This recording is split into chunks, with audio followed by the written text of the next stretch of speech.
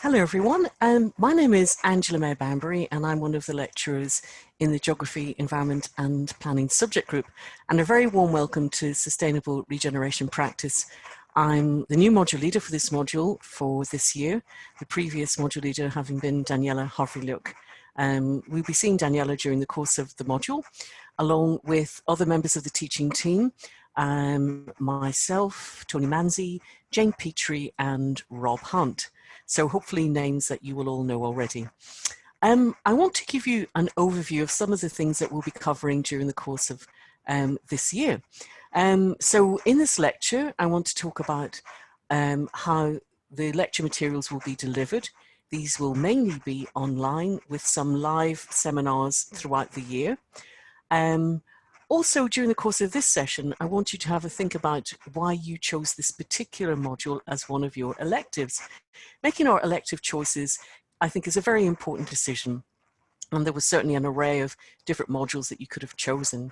So there'll be some time to reflect on why you chose this particular one, and hopefully using that knowledge to help enhance your performance during the course of the module. I also want to flag up the importance of the relationships between prevailing overarching ideologies at the macro scale that we find in urban regeneration and how they're manifested at the micro level, at neighborhood level. And one of the things that this module does is helps us to make that connection between the really big picture and things that are going on within our communities, our neighborhoods, things that we can observe daily as a matter of course, which is, I think, one of the joys of this particular module. We can conduct participant observation as a normal part of our everyday lives. Then also, I want to move on to reviewing some existing urban problems and then asking you to come up with some solutions as to how we can address these problems, and to talk about the importance of independent reading, as you'll be well used to, I'm sure, and particularly pre-reading that the module team will set to help that deeper learning that we hope you'll experience during the course of the modules. And finally, I want to just finish off by talking about the two module assessments. So in terms of how the module will be delivered, most of your materials will either be pre-recorded, like this lecture, or as live seminars using either Blackboard Collaborate or occasionally Zoom. Most of you will have used both of those means of communication, but if anyone has any queries about that, please do get in touch with me. Do keep an eye out for links sent to you by tutors for these individual live sessions. We hope that they will show up on all of your timetables, but as a timetable, as you can appreciate, I hope is complex and beginning to settle, it may be that we'll need to communicate this information to you independently via email or via the Blackboard system. The final thing I want to mention for now, that is if anyone has any problems in accessing our online resources, then please do get in contact with me as soon as. And by accessibility, I mean in a very broad sense, whether it's through internet capabilities or whether it's through audiovisual quality or content or audio, whatever it might be, then it's very important for me, obviously as your module leader, that I know you have access to the materials that you need to support your engagement with the module and to help you to complete a high quality assessment in the module. So please do let me know about that. So I want to do a little mini meditative exercise. I'm just going to pause here for a minute or so. So if you can just have a notepad and pen handy, that would be really helpful. And I want you to just to jot down some reflections as to why this module appeals to you particularly. What is it about the module that you found appealing? And secondly, what do you hope to have achieved at the end of the module? So we'll give ourselves a minute or two just to have a think about that. So you might want to press pause on the video for this period.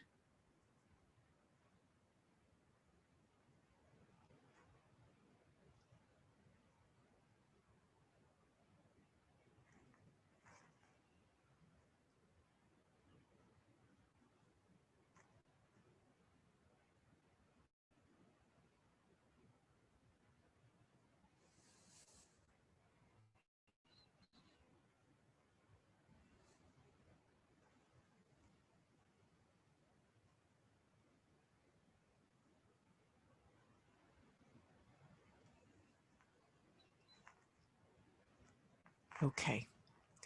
So I'll be asking you to share these reflections with the rest of the group during one of our online seminars. So do keep your notes handy. And of course, you can add to them in your own time. So it may be that you've decided to take this module because you have a general interest in local regeneration or neighbourhoods or communities. And certainly that's been a recurring theme across a number of our geography modules since you've been at Sheffield Hallam. It may also be that you're beginning to explore or beginning to enjoy applying more theoretical constructs to these things that we see in everyday life. And I think that can be a really important part of our learning. As university students, we want you to think theoretically, but we want you to make that connection between theories and everyday practice. This module is called Sustainable Regeneration Practice. It's not called Sustainable Regeneration Theory, but we want you to encompass theory and higher level thinking during the course of your year with us. Also, the module will encourage you to think about sustainable regeneration from the point of view of communities. So very much with a social dimension, a community engagement dimension. So it might be that you're interested in the principles of democracy, the principles of citizen engagement, the principles of equality and equity. The module also allows you to think about sustainable regeneration from a range of different perspectives, both theoretically and in an interdisciplinary way. So that might have appealed to you. Maybe you're thinking career-wise, maybe you want to have a career in community regeneration or neighbourhood management or something aligned to those areas, maybe a career in planning, for example. You might be thinking about your dissertation, and it might be that this module will help stimulate your thinking on the dissertation. The other thing I wanted to mention at this juncture is that even though we're starting this brand new module, you already know a lot more than you think. So let's think about the terms sustainability. How do we define that? What literature can we draw upon to get that definition of what sustainability means very clear in our own minds? So do have a think about the existing modules that you've done, and there have been quite a few that have had sustainability as a core theme.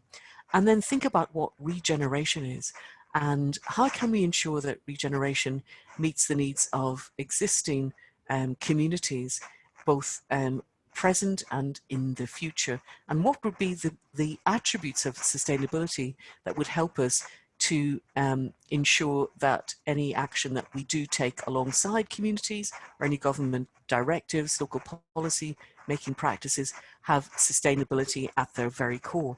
So that's a really important thing to think about, and trust your judgment because you will have views on this. So again, we'll just pause slightly for a minute or so and jot down any keywords that evoke regeneration to you. What have you learned about regeneration from other modules? And what is it that makes regeneration sustainable? What is it that we are regenerating?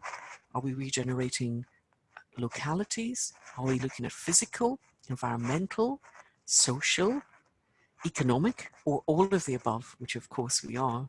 We're characterizing sustainability in a holistic and interdisciplinary sense. And have to think about any regeneration projects that you yourself may be aware of. We often don't have to look very far to find places that are very much on our doorstep. I was in Swansea over the weekend. I'm recording this on September the 21st, and Swansea has a really interesting regeneration initiative well underway along the waterfront, which was fascinating to see. And I might well come back to the Swansea case study as the weeks go on. So let's just have a little think. We'll just pause and reflect for a moment and just think of your own existing knowledge of regeneration.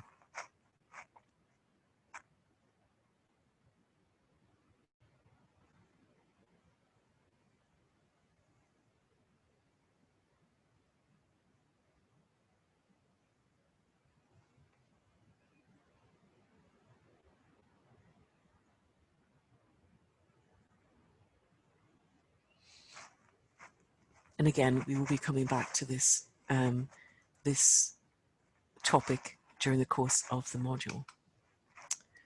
Cities are inherently complex, and that's what makes them so fascinating in many ways. The interrelationships that exist between people and place has been something that has captured the imagination of geographers, sociologists, planning professionals, urban designers, housing professionals for many, many years. How can we make cities livable? How can we reconcile the complex demands that, that cities are under these days? And one of the things that we can begin to think about are things like how we use the infrastructure that already exists within cities to try and make them more sustainable. There's a very interesting agenda emerging, the smart cities agenda, which I think is something that we'll be hearing about as time goes on, as cities try and accommodate the capitalist endeavor, the capitalist project, as cities and people who plan for cities try and entice people into city living and thinking of the complex range of problems and issues that that in itself generates. We would be forgiven for thinking that sustainable regeneration only really began under the government of New Labour, which began in 1997. But of course, people have been drifting into cities, and there have been urban settlements in cities in the UK and across the world for many, many centuries, ranging from very small size settlements to very large size settlements characterized as, you know, cities as we know them today. But it's important, I think, just to note that really, you know, one of the watershed moments was the Industrial Revolution in the 1850s, where there was a concerted effort made by the government, the British government, to play the global lead in terms of encouraging industry to come into cities and for people to move from agricultural, rural areas into the urban centres of England, creating the great English cities that we know and love today. Cities like Birmingham, Leeds, Sheffield, Manchester, to name but a few, came in the wake of the Industrial Revolution. But it was really in the 1970s where there was a bit of a turning point in terms of theoretical and philosophical thinking. People like Henri Lefebvre, the French philosopher, is groundbreaking, whose city was a turning point in that sense. And Lefebvre talked about cities being contested spaces, the fact that there were people living, people and activities that were in many ways complementary, but in many ways contradictory. Who had the right to the city? Who has the right to occupy the city? And who says who can live where and when? Later writings of people like Ray Paul and David Hardy's work using urban sociology helped us to really think about the increasing pressures that cities were under and where that interface between people and place existed. There have been a whole plethora of local and area-based regeneration initiatives over the years. I've talked about the importance of New Labour, 1997 to 2010, the importance of a vast programme funded by the government called Housing Market Renewal Pathfinder Programme, which involved the restructuring of many communities, communities characterised as deprived. That theme also applied to the New Deal for communities in a very, very different way. And these ideas have come back over time. In the American Great Depression, the government at that time had the so-called New Deal. So we've appropriated different models from the past, creating a private and public sector fusion of ideas, finance, resources, and so on. One of the things that's emerged more recently, and this has been in the last 20 to 30 years, is the importance of the local debate, the importance of localism, where communities are charged with taking control of their own destinies. And when that's enacted in its sort of optimum form, this includes the devolution of resources, of money, of funding, of budgets to the community themselves, so that they themselves can determine how that money is best spent. And I'll be talking about that again during the course of the module.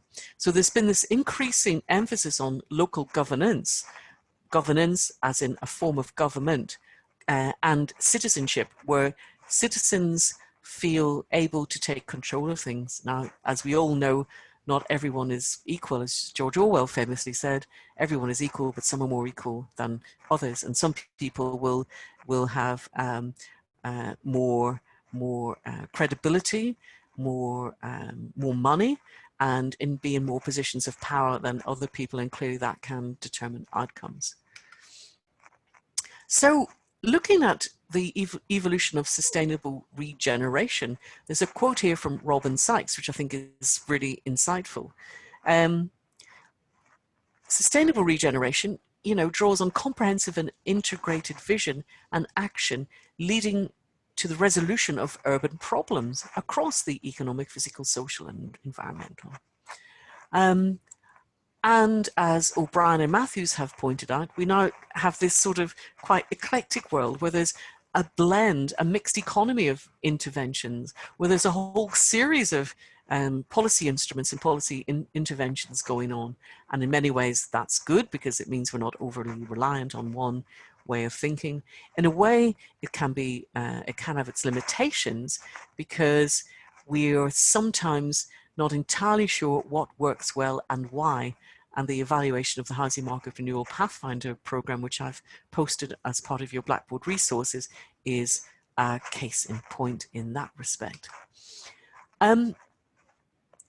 As I've just alluded to, different forms of capital influence our level of power, whether it's economic capital in terms of money, whether it's physical capital, land or assets that we may own, social capital, our social credibility and the networks that we have access to that can enhance our life chances. Cultural capital, our sense of understanding of, civic responsibility, collective understanding, being able to identify and engage with different cultures. Organizational capital, where we're placed in terms of organizations. Human capital, our very skills, competencies, and capabilities.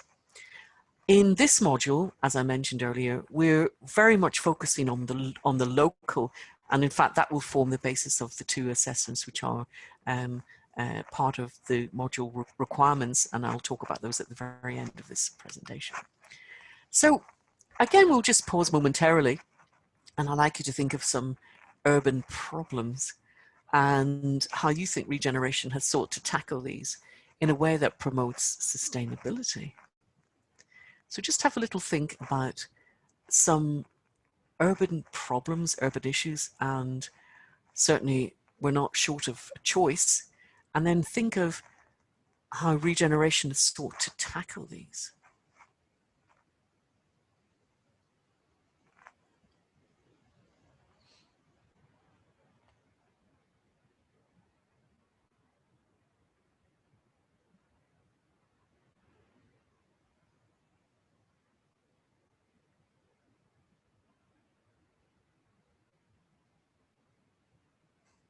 Okay. I have a list here of many issues that urban regeneration has sought to tackle in a sustainable way. I've highlighted just two, just to keep our discussion more focused. So poor quality housing, lack of suitable housing, lack of housing affects entire communities and the ability of that community to act cohesively. And if there's no cohesion, there's a sense of chaos. If there's no chaos, if there's chaos, there's no stability. There's very little chance of economic regeneration taking place, and any interventions are likely only to last at best very short term. Lack of social interaction is also an issue for sustainable regeneration. For sustainable regeneration to work for current and future generations, there has to be connectivity, and there has to be communication, and there has to be a different way of engaging people, different methods of engaging people. So, urban regeneration strategies have sought to encourage people to interact in a variety of different sorts of ways over the years. And certainly one of the most important ways is through community consultation exercises that seek to allow communities themselves to determine what should happen to them, rather than having policymakers or central government tell them what should happen to them or what will happen to them. Communities don't like to be told what will happen to them. And certainly the research evidence suggests that the more communities are involved, the more likely that these changes will impact longer term. When you look at urban regeneration in the UK and more globally, you will see lots of kind of references to urban design. Park Hill is a really good example of this, and we're going to be focusing more on Park Hill in late October. But Park Hill, through the support of a range of different organisations, including Great Places Housing and Urban Splash, has become a brand in its own right. And we'll be talking about the importance of urban regeneration in supporting the next phase of Park Hill's development, which is an utterly fascinating story. So let's just look at the key characteristics of sustainable regeneration itself. I've mentioned community involvement and its importance for engagement and empowerment, leading to stakeholdership, where we take ownership, we have a vested interest in the outcome of decisions. Successful and sustainable urban regeneration requires partnership working, often quite complex, collaborative relationships between different organizations, often sharing budgets. It requires long-term visioning and long-term planning. It's not something that can take the short-term view. It has multiple interrelated benefits that can be qualified. We can ask people for their views on the impact of these changes. They can be quantified in terms of identifying, for example, the numbers of people who have returned to the labour market, the numbers of people who have benefited financially, the extent to which house prices have increased, and so on. So often sustainable regeneration has a monetary element. It's attached to kind of a positive financial consideration. But it is worth saying that these things just don't happen by magic. You know, we can regenerate an area, areas become gentrified, but certainly any increase in terms of wealth is not necessarily automatically disseminated to the people who live there. We need external policy instruments to come in and to seek to interdisperse that wealth. And of course, that's easier said than done. And sometimes the very practices of sustainable regeneration can come into conflict. So for example, you may have somewhere which is given heritage protection, but may become a site of tourism. How do we protect memorials, sacred sites, and so on? How do we make sure that any regeneration initiatives are complementary and not running into conflict with each other? So there's a kind of ethical as well as a practical dimension to all of this. Have a look at this diagram when you can zoom in on it a little bit more closely, but I think it's probably worth looking at the kind of extent to which, you know, urban regeneration can have positive benefits. So it can increase support amongst residents, increase trust. It can alleviate poverty, food and fuel poverty being two very key ones. It can improve physical and mental well-being. It can enhance the value of our homes, our properties, if they're owned. It can live to an overall better quality of life. And certainly, you know, it's something that's, if there's any reason why sustainable regeneration is worth studying, that surely must be it, because with an enhanced quality of life comes better life chances, comes longer life expectancy, and comes better opportunities for future generations. So we're building the infrastructure to that end. I said we were talking about neighborhoods. So neighborhoods, very local, coming from the 15th century word ne, and geber, meaning peasant, and hood, condition or state. A really influential school of thinking in that regard was the Chicago School of Sociology with Burgess and colleagues in 1925. And since then, you know, people have looked at this notion of neighborhood and have looked at how important it is. In your module assessments, things will be drilled down to the local level. You will be looking at kind of national initiatives too, but we want you to focus at the local level. Begin to characterize, to think about, to conceptualize neighborhoods that you know. I would call Ecclesall Road in Sheffield a neighborhood. Park Hill is a neighborhood. There are very many neighborhoods. Neighborhoods are small. They're somewhere that often have quite a clear physical sort of definition in terms of space. You know when you're entering a neighborhood, you know when you're leaving a neighborhood. Most neighborhoods have, it varies, but you know, most neighborhoods are reasonably small in terms of population. Most neighborhoods probably wouldn't take you longer than 15 to 20 minutes to walk from one end to the other, depending. So have a little think about neighborhoods that you know, and especially ones where you know that regeneration has been ongoing. So finally, I want to end just by giving you an overview of the module assessments. Now, the first module assessment is an essay, and that's worth 40% of the module marks. And it's an essay of no more than 1,500 words on the following title. Critically explore the concept of sustainability. Drawing upon a case study example, comment critically on the extent to which neighbourhood regeneration may contribute to the development and maintenance of sustainable communities. Identify a local neighbourhood community level case study which has already been subject to critical review by researchers or policymakers. Integrate and apply key theoretical constructs in your essay. So, let me give you a bit more of a developed briefing on that. So let's look at your title and deconstruct that. Critically explore the concept of social sustainability. So to do that, you need to be looking at the academic literature on social sustainability.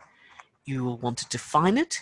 You will want to look at its attributes. You will want to explore what the literature says about it, but you want to be critical of the claims made in the literature if you feel they cannot be substantiated.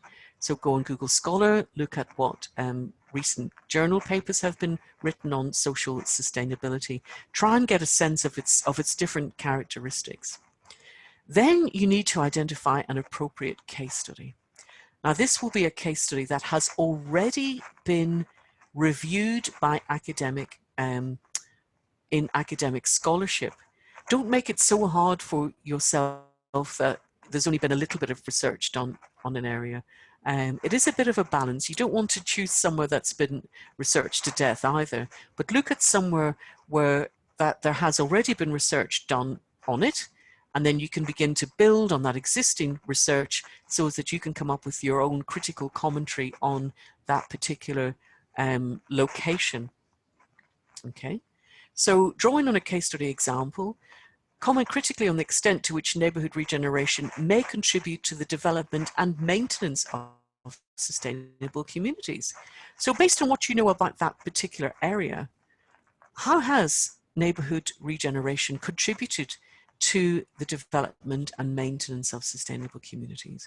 So think about how you can quantify, qualify the impact of neighbourhood regeneration, and think about what aspects of sustainability has been best achieved and what aspects haven't been achieved and why. So what you'll be doing is constructing a critique of this neighbourhood and the extent to which neighbourhood regeneration and the policies and practices within that neighbourhood may or may not have contributed to sustainable communities. Okay. So, and do draw on theoretical constructs as you're going along. So, as with any essay, you know, every essay has a narrative, it has an introduction, it has a middle, it has an end. In your introduction, which you might want to write at the end, think of, you know, a summary of what you're planning to cover to signpost the reading. The main part of your essay will be your critique. Remember to interweave theory as you're going along. Remember the power of the paragraph. One point is one paragraph, new theme, new paragraph. Keep your writing succinct, keep it concise.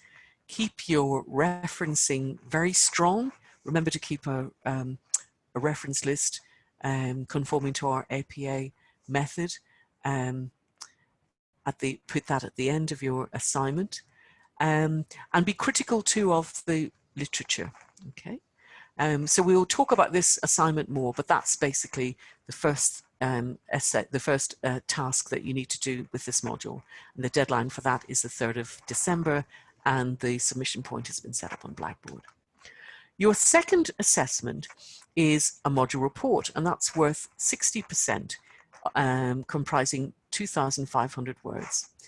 And you need to write a report which critically reviews community-led regeneration from the point of view of a project in a specific neighborhood.